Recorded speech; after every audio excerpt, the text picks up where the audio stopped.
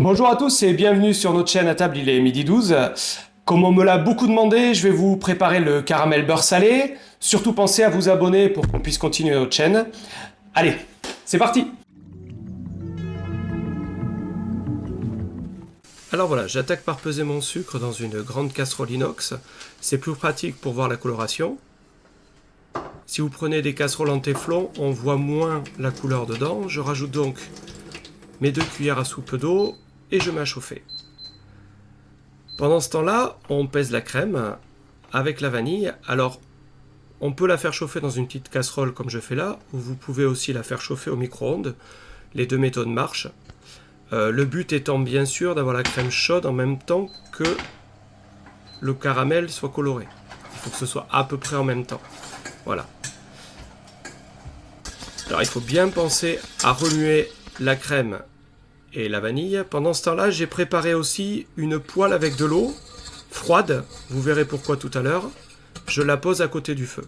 Donc pendant ce temps-là, on va se concentrer sur la cuisson du caramel.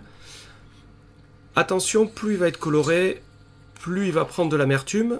Et en plus, il va continuer à cuire dès qu'on aura mis la crème dedans. Il continue légèrement à colorer. Donc pas trop de coloration au début, vous voyez. Là, il est pas mal en couleur. Voilà, là il est bon, donc je le sors du feu et je vais verser ma crème en plusieurs fois. Alors attention aux éclaboussures. Voilà, vous voyez, je le verse en 3-4 fois, ça n'a pas beaucoup d'importance. Le but c'est de ne pas tout verser en une fois. Et on remet à chauffer, on baisse le feu un petit peu. Voilà. Et là, pendant 30 secondes jusqu'à 1 minute, ça dépend de la puissance de votre feu. Ça dépend aussi de la taille de la casserole.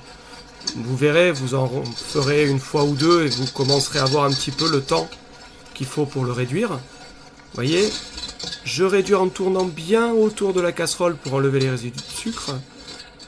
Et vous pouvez faire la technique du 8 pour bien mélanger.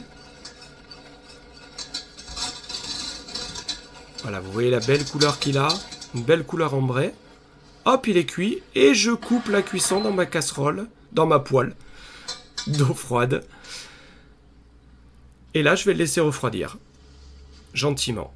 Pendant ce temps-là, je pèse mon beurre salé, que je vais couper en petits morceaux. Voilà.